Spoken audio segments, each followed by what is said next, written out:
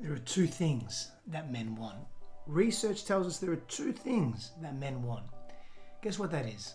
Less conflict and more sex. Let's explore these though from a little bit of a different space, because it's not as simple as that. You may be thinking, oh, men just want more sex. Men always want more sex. No. Yes and no. Men and women generally want sex equally or in equity, right? However, when we're talking about men wanting more sex, there's something else there, something a little bit more. We've got to delve deeper. We're talking about intimacy. We're speaking to being seen, being appreciated, being respected, being acknowledged. Why do men want less conflict? Because it allows them to be the hero in the lives of the people that they are close to. This is important for a man. This signifies utility.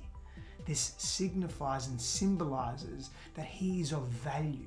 He carries presence. When we're talking about sex, we're talking about connection. Yes, there's a biological drive for procreation. There's a biological drive to be connected in that way. But we want to be seen. We want to be heard. We want to be understood. We want to be appreciated. We want to be validated, and we want to be respected. We want to be seen for our accomplishments, our accolades, our achievements. This isn't coming from a place of egocentric power. This isn't coming from a place of, I need my ego to be validated to feel good about myself. This is literally coming from an evolutionary primal place. That's how we developed our sense of self. Back in the day, when I say back in the day, over millions of years, over hundreds of thousands of years, we've behaved in certain ways that are part of who we are, how we seek approval, how we seek connection. See, yes, procreation is part of that bond, that behavior that drives us, that unconscious drive in our nervous systems, in our hormonal profiling, but so is bonding. And so this thing that we want more sex, that some research shows, it's to gain closeness. It's to gain connection. And if it shows up as ego, it's showing up as a distortion in self, a fear that is blocking us from truly expressing what we want.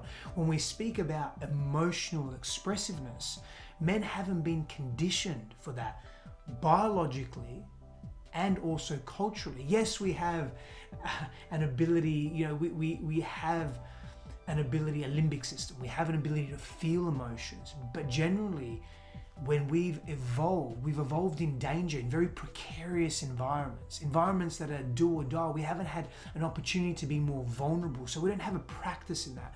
Society has also conditioned us and reinforced the fact that it's not healthy for men to emote and express. And when we couple those two things together, it makes it more difficult for us to express our truth. And so we use secondary emotions such as anger, because that's more approved of, or it's easier to access for men, partly because of our biology, partly because of our conditioning.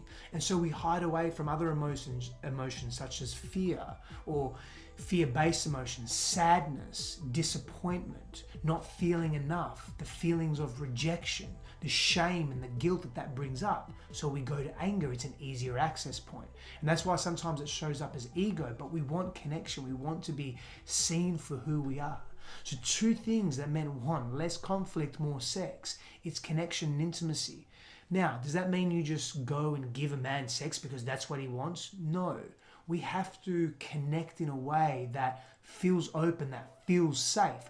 The number one thing that research has demonstrated that women want from men is trustworthiness. So in order for men to really receive that which they desire from women at an unconscious and maybe conscious level, they have to be trustworthy, they have to be available, they have to be reliable, they have to be consistent in their action and behavior, they have to be in integrity, their words match their actions.